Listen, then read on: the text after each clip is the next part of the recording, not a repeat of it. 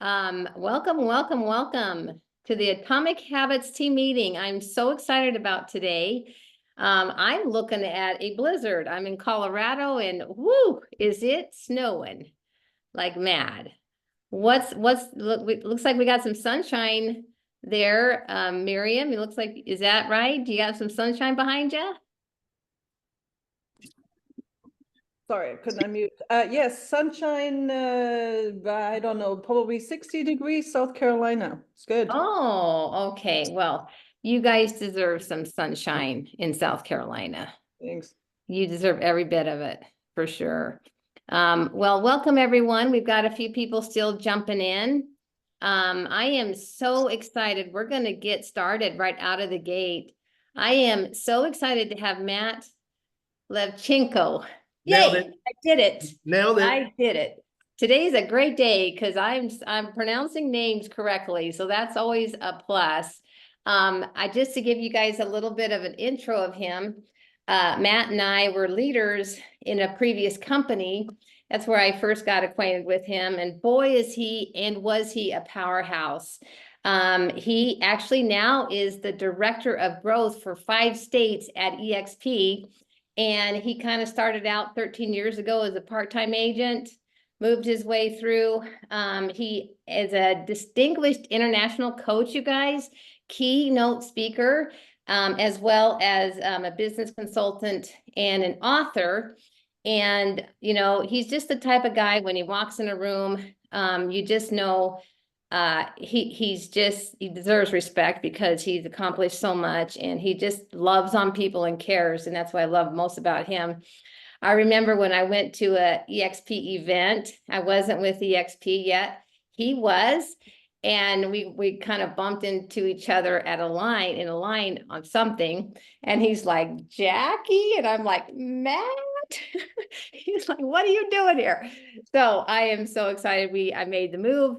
I've been following Matt's trail ever since. And so, guys, he's going to talk about becoming an active investor in your 2025 growth plan. So please take out your notes, your pen and your paper or whatever you have. I have a digital paper here, and I'm excited to hear what you got to share. So Matt, take it over. Welcome. Do I have the ability to share screen? You will here in a second.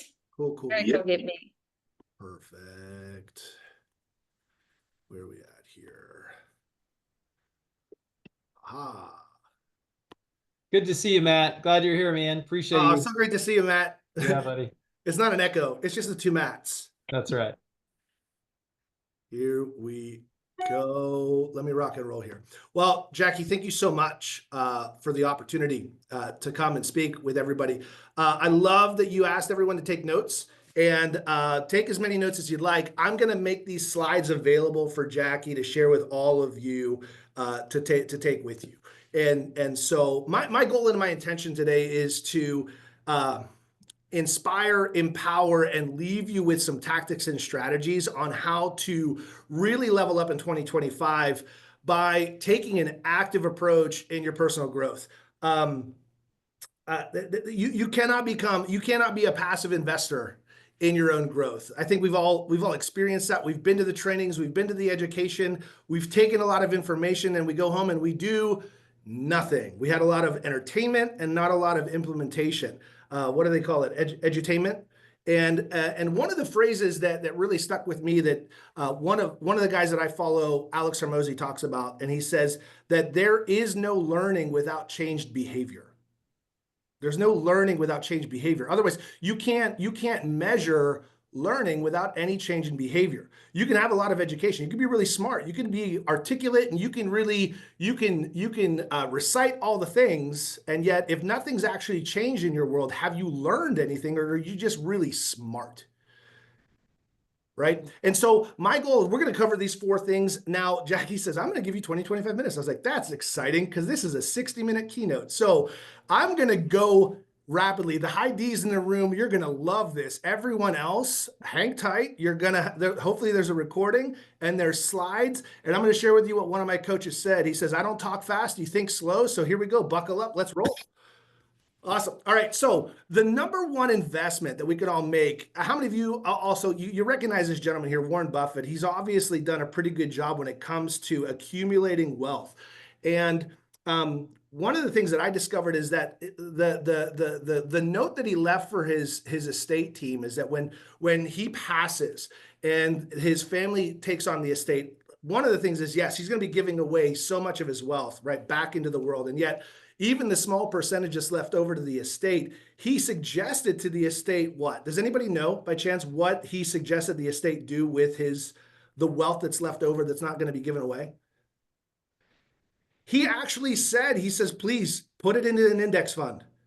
Put it into the S&P, put it into an index, because that's going to be the most predictable and safest way for you to continue to grow and accumulate the wealth, right? And yet a lot of people believe that they can just kind of take a passive approach to their own growth.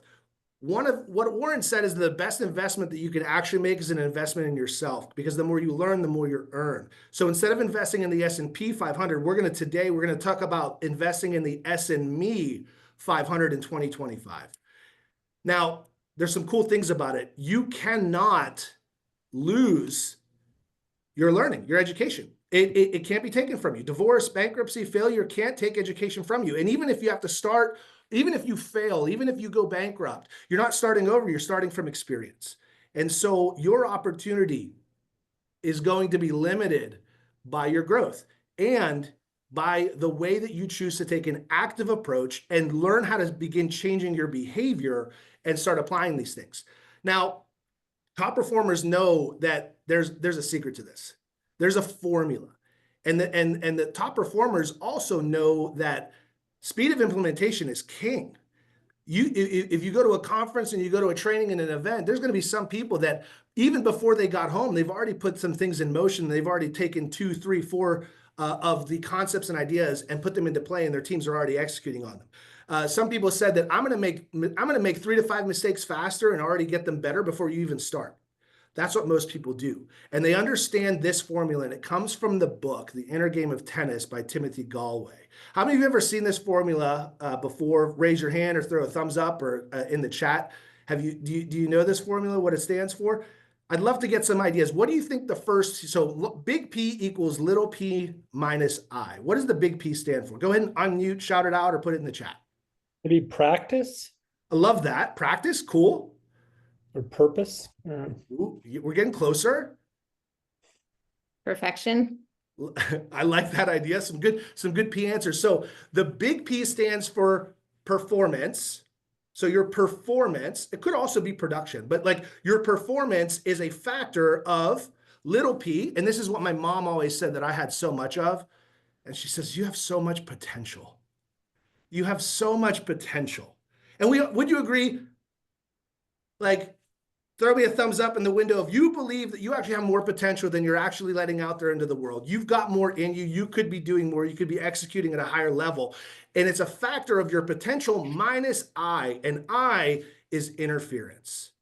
It's your performance and how you show up in the world is a factor of your potential minus interference. And what is that interference? Top performers are constantly going after ways to eliminate interference. That interference shows up in a lot of different ways. Fears, limiting beliefs, believing that there's a lack of knowledge or there's a lack of skill or a lack of resources or a lack of discipline. Tony Robbins says it's never a lack of resources, it's a lack of resourcefulness. Go ahead and talk to a crackhead and see if resources have anything to do with whether or not they get high that day. They don't have a would like to, they have a must do. They get rid of all of the interference to getting what they have to have. Is there anything that you would add to this interference? What's showing up in your world? What's holding you back from executing on your potential that's getting in the way of your performance? Might be a limiting belief as well. Okay, yeah, limiting beliefs, right? Whatever those limiting beliefs are. I'm too late to the game, I'm too new, it's saturated or it's not enough or whatever it is, right? Whatever those beliefs are. People don't want to hear from me. They hear from me too much, or I'm not enough, or maybe I'm a little much for most people. Whatever that is, right? Those limiting beliefs get in the way. Here's what's really cool is that these limiting beliefs, these interference, it's just all part of the programming that we have.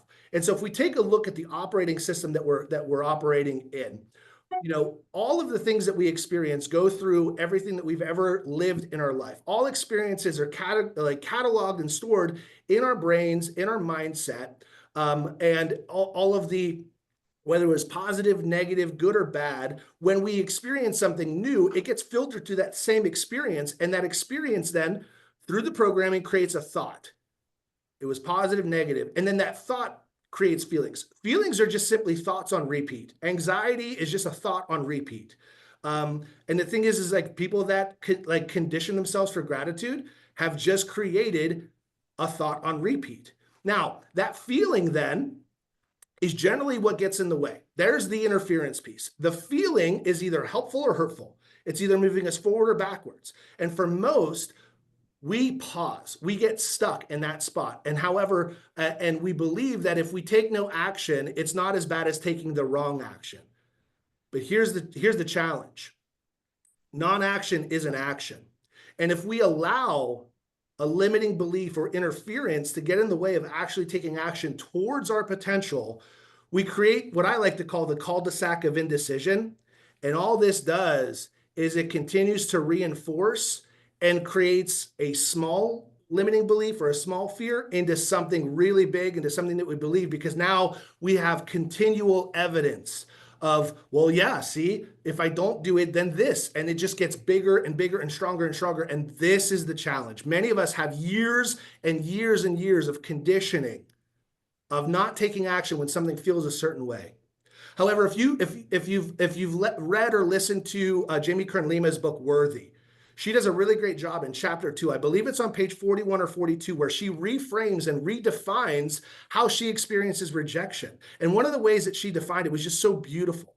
And she said that her life changed when she changed the definition of what rejection was for her. And she said that rejection was actually God's protection. And that rejection is just simply that the other person, that your value is hidden from the other person because you're not part of their destiny yet. And so every rejection that she experienced, she celebrated as protection. And I thought that that was such a beautiful way of reprogramming rejection, because before, any rejection would go back to like, oh, I didn't get picked in 3rd grade for kickball. This time's like that time. No one likes me. I'm always last to be picked, etc. We've got a lot of experience in relationship with those feelings. And yet, the number one way that we can start reprogramming behavior is through what I call like the 3C framework. It's you have to make a choice to take a chance in order for anything to change. The first choice is deciding that enough's enough, that I'm tired of allowing these limiting beliefs, these fears, these ghost stories to hold me back from my purpose and who I'm supposed to and destined to be. And the challenge is that you've got to be able to take a chance into the unknown. It's like driving at night. The reason why we can drive at night is because there's headlights. If you didn't have headlights, driving at night would be pretty scary. The beauty of it is you do not have to see your destination in order to get there safely. You just have to continue to move forward and allow the headlights to reveal the next turn. You go slow enough to be able to stay in control and just know that the headlights are there to show you the next turn. Mentorship, coaching, these kinds of calls are your headlights. So you just have to be willing to let the unknown be revealed through the conversations and the relationships that you go into. I'm going to share with you a little bit more about that towards the end in the framework. And then understand that who you are is not locked in stone. You're destined to change. That's how this works. It's growth, right? It's a change. Here's one of those, one of my favorite quotes is, you continue to receive what you tolerate. And if you're not where you are, you're just not pissed enough. You're just okay. You're still okay with it. You're just okay. And okay, okay kind of sucks, if I can be frank, right? If I can be blunt, okay kind of sucks. You have to be okay with not being okay. So how do we get there? Well, you gotta figure out what your FU number is. What is your FU number? And this now, it stands for Freedom Unlimited. So if anyone on the call thought otherwise, that's on you. That's not this kind of call. What's your freedom unlimited number? And one of the best exercises that I ever got from this was Alex Hormozi was talking about, there was a presentation that he was a part of, and he asked in the audience, he asked this lady, he says, what do you make for a living? And she said, $50,000. And he says, perfect. He wrote $50,000 on the dry erase board, and then underneath it, he wrote $950,000. And she goes, what's that? And she goes, and he says, that is the debt that you pay the universe every year for not knowing the systems and the strategies of how to make $1 million. It's the number one debt that we pay every year, and that's ignorance, willful or otherwise, is that we have the opportunity to do more if we choose to step into that. So how do we do that, right? How do we do that? We have to pay it down. And there's a 3-step pay down framework that I call the study, the shadow, and the show up. And the first one is a time debt. So how do we pay down ignorance? There's a time debt, there's an ego debt, and there's an effort debt. The first debt is the time debt. It's study. I'm from Kansas City. I live in the Midwest. I like barbecue. How many of you ever come to Kansas City or gone to the Midwest? And I'll even include Texas here for those that might be in Texas. Brisket is a thing. It's a beautiful thing, and it's a challenge, and it's delicious. And I'm already hungry. It's 11 where I'm at, and tomorrow's Turkey Day. So let's talk barbecue. It's a brisket. And the thing is that some of the best brisket takes 13 to 15 hours to complete. It's 250 to 275 degrees for 12 to 13 hours until all the things that have to happen happens.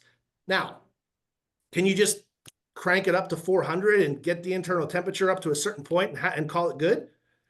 Unfortunately, it doesn't work, because just because you get the meat up to the temperature doesn't mean that you gave the fat enough time to render and the ligaments and all the things to kind of melt and get delicious and juicy, et cetera. And yet understand that sometimes the growth that we have to go through takes what it takes.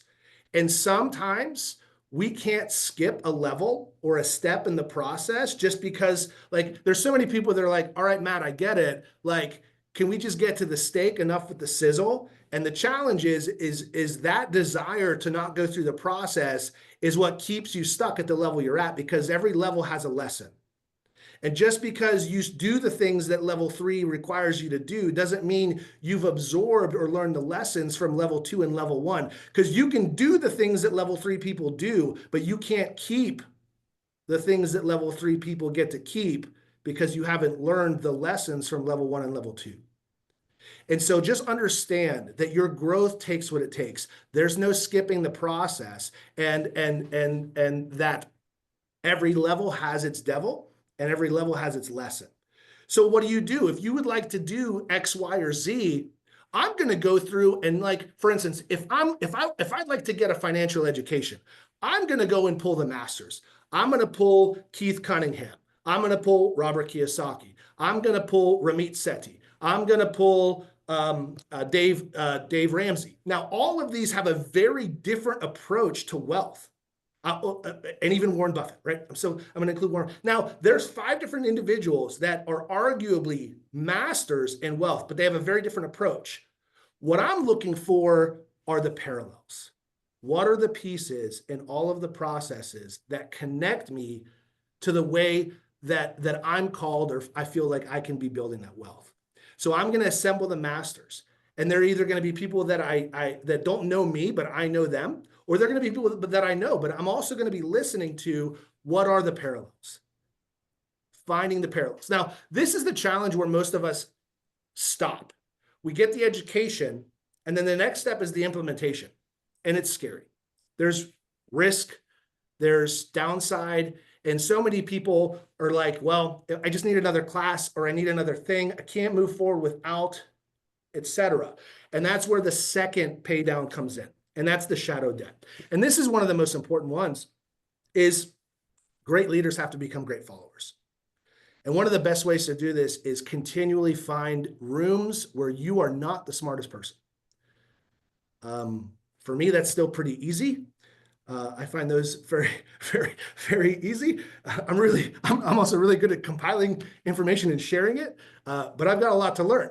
right? So I embrace being the dumbest in the room. And this is where it can be a challenge sometimes, because many of us are coming from areas, industries, or segments of what we're doing where we were the top of the room, the best of the best, and everyone was coming to us for the answers. But then there's nothing more frustrating than being the person that everybody's coming to for the answers and you don't have any. And in order for you to get to the next level, you've got to actually make a deposit and pay down your ego debt and be okay with being a beginner. And just saying, hey, I know what I know, but I definitely know what I don't know. And here's what I'm going to do. I also know this. My life and the opportunities that have been provided me have everything to do with my relationships and the quality of my questions.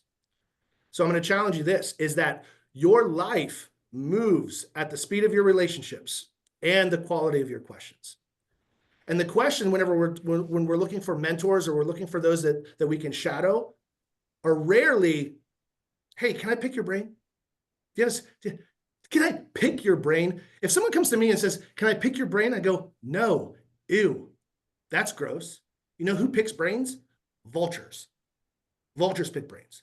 Now, if you approach me and you said, Matt, hey, I really love the call thank you for being on the call with Jackie. And I went onto your social media. I was just, X, Y, and Z. Hey, I saw that you just wrote this book or whatever. I'm really curious about that topic, and I've got some ideas around that. And I wanted to share with you some thoughts and ideas. Do you have a moment to kind of share with me a little bit more about that book? And also, I'm thinking about starting a 501c3, and I see that you and your wife did one, and I would love any information or insights on how I can move that process further for myself. Well, guess what? I now have some time.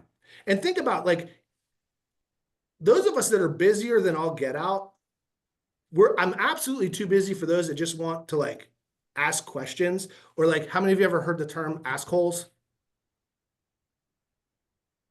People that constantly ask you questions and they do nothing with it.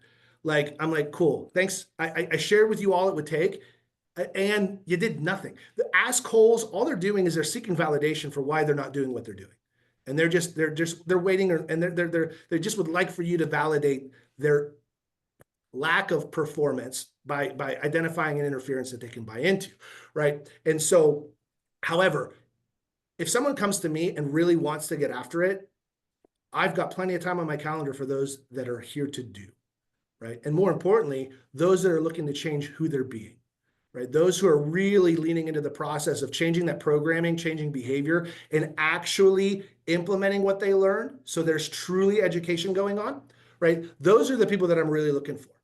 And those are when you shadow, that's the way that you can get into some really great conversations. One of the beautiful things about shadow is that you can start creating confidence through somebody else's execution. You can start seeing them overcoming the risks, the challenges, and the obstacles, and overcoming those interferences. And you can start seeing that, oh, they're not as grave or they're not as great as I thought they were. It's not as scary. And the way they handled it, I actually am equipped to do that. I can do this.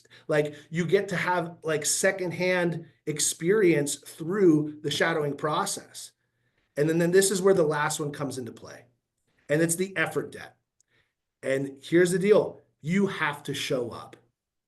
There's no, the grind always is watching and knows if you're cheating. And the most important thing is this, is that it's consistency over intensity. See, intensity gets likes, consistency cuts checks.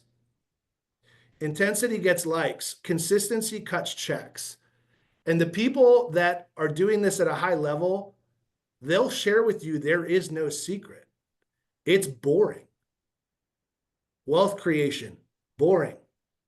Success, boring. Lead generation, boring. All of the things that are required for us to take it to the next level is about overcoming the desire for variety. Your desire for variety is one of the biggest interference pieces that's holding you back from mastery. The top people understand the boredom of mastery. And the last quote is one of my favorites, is that you do what's challenging until it becomes easy. But the thing is that once it's easy is actually when it becomes really hard. Because what's easy, we start to devalue. We stop doing the things that got us to where we are. This happened in 2021, 2022, and now in 2023, 2024, you've got agents and teams and team leaders that have been in the business for 15, 16, 20 years going, I don't want to actually do an open house. I don't want to write handwritten notes again. However, if I want to hit our goals and create an environment and an organization for our people that succeeds, I'm gonna have to get back to the things that got us here. When it gets easy is actually when it gets hard. That's the last step of the debt pay down framework. So bring it all together. Number one is identify your ignorance debt. What's the gap between where you are and where you should be through what your potential actually is? And the gap, that interference is the I piece, right? Understand what's been holding you back and then get busy paying down that debt using the debt framework. Study, assemble the masters, find the parallels, get into mentorship, listen to them, watch what they're doing, get involved, start collecting some experience, start collecting their experience experientially through them, right? Start developing your own confidence through watching their competence, right? And then lastly, you just have to show up consistently over time. It's not about going to the gym for 5 hours one day a week. It's going to the gym every week or every day for an hour without fail, forever. Like, that's it. It's not a temporary thing. So again, I would love to hear any ahas or takeaways from this extremely quick conversation around becoming an active investor in your own growth in 2025. I love Yeah. it. I was encouraged to read The Gap and the Gain by actually Don and Tom on the call today. And, one thing that I've watched Tom do so well, he's a master at implementation. And so him and I are accountability partners since EXPCon, and it's made such a difference. Tom, thank you. But I love that. I love the time debt, the ego debt, and the effort debt, and to work to pay that down on a consistent basis. I love it. Thank you so much. Thanks, Jackie. Other thoughts? Yeah, thank you, Jackie. Well, I love the fact that you shared that it's boring. You're absolutely right. It is boring. We're all always looking for that shiny object, but where success really comes from is from doing the same thing over and over. And we don't have to be great. We just have to be consistent. So thank you so much. No, my pleasure, Tom. Thank you. Yeah, my takeaway, or one of them, I like the quote, my life will be determined by my relationships and the questions that I ask. Of course, them and when you say relationships, I think of, the many mentors in my life and people that have gone before me and done what I want to do. And the quality of questions that I ask them is going to largely determine, how I'm going to be able to close that ignorance gap and then, be able to do the things that they did and maybe even avoid a few of the potholes that they fell in their journey. So that was great. Thank you. Awesome. Thank you. So Matt, you talked about in the time debt, every level has its lesson and every level has its, what was that other? Devil. Every level has its devil. Mm. And unless you learn the lesson from the level, you're bound to stay at that level, even if you bypass it through the activity. So a lot of us are really excited to get into the do, and then we haven't actually changed our belief systems, our programming, and we haven't really learned the lesson of the level. And we're going to continue to fall back to that level, whether it's money management, whether it's leadership, whether it's relational, whether it's physical or mental health, right? Like, who you are isn't going to be like it. Just because you can emulate the activities of those on another level doesn't mean you get to keep it. Yeah. I love that. I remember thinking or hearing on a call, I think Stephanie Peck shared something she had learned at a training, that transformation is immediate. It's about one of those first slides you put on, how it's about making a choice. Mm. And that is more immediate. It's the activities that follow that where you get to keep that. Yeah, And- if I can share a story around that, I think it's really apropos. I used to be a smoker. I smoked for 16 years, and when I met my wife in grad school, we had dated for about a year and a half, and I had attempted quitting smoking no less than 7 times. Sometimes I get 90 days out, and I kept trying to be an ex-smoker, and I kept failing.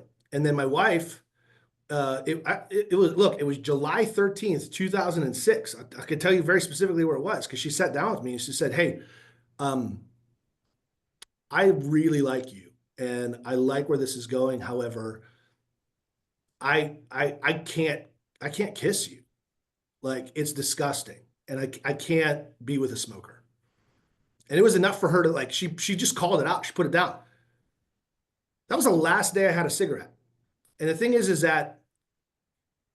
that day, what happened was I had an identity shift.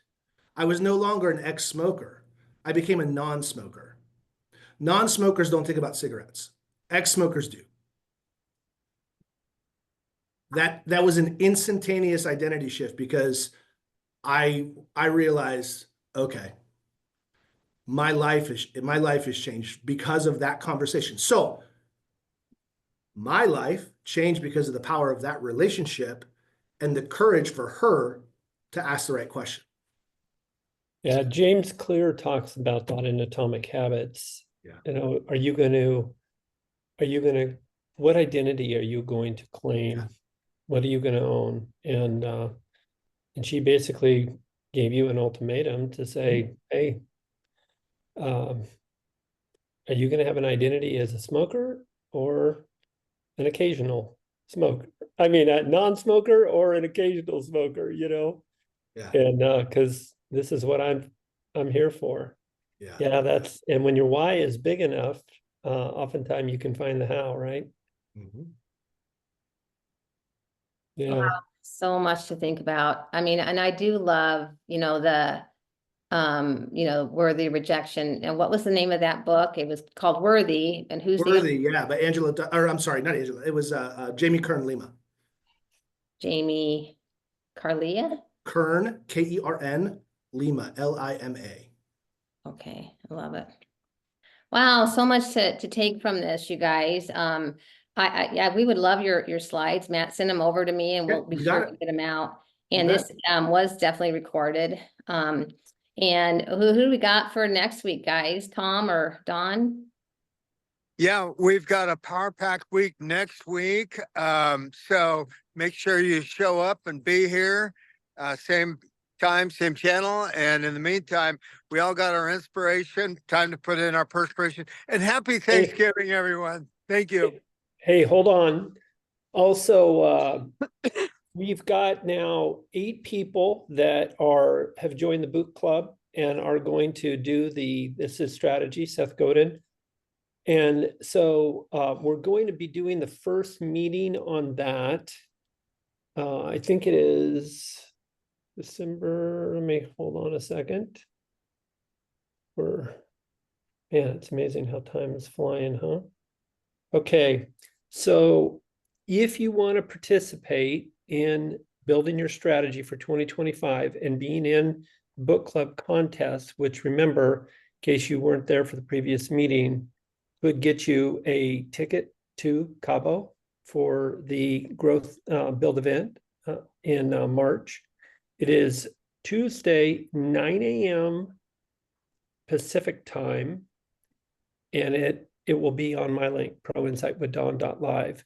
But if you want to be in that group, we've got 8 now. We'd love to get to 12. And remember, we're going to have teams of 4, and then we're going to do like the Shark Tank at the end, and whoever gets the best strategy, we're all going to get to vote on it at the Atomic Team meeting on January 8th. That's the person that's going to Cabo with a free ticket. So step 1, let Megan know you're in for the book club. Step 2 is be there on December 3rd, 9 a.m. at proinsightwithdon.live. And that's All right. Pacific time? Yeah, so 10 o'clock your time, Jackie. Are you gonna do it? I think I've got 3 of us. I want to, I'm confirming with them. So, Okay, cool. yeah. Cool. Yeah, and if you, oh, Miriam wants to do it too, so Yeah, that would I'm be great. signed up. I'm signed up already, so I should be. Oh, good are to you? go. Oh, okay. Yeah, Okay, fantastic. I'll try and find another one, or if you want to find another one, I'm Well, confirming we with them can that they put will. Miriam in your group. That works too. Miriam, are you South Carolina? I am South Carolina, yeah. Yeah. And what city? Aiken, South Carolina. Yeah. And by the way, I think also, aren't you an icon level producer? I am, yeah. Yeah. So Jackie, Okay, talk about getting in a room of she would be piano a and good one learning to from have in your somebody. group. Yeah, I love it. Okay, you Okay, guys let I'll Mary, confirm with them and then I'll let Megan know. okay, thank you. Clark, Okay, good guys. you. Thank you, Matt. I appreciate your Thanks, time. guys. Thanks, Happy everyone. Great Thanksgiving. stuff. Thank you.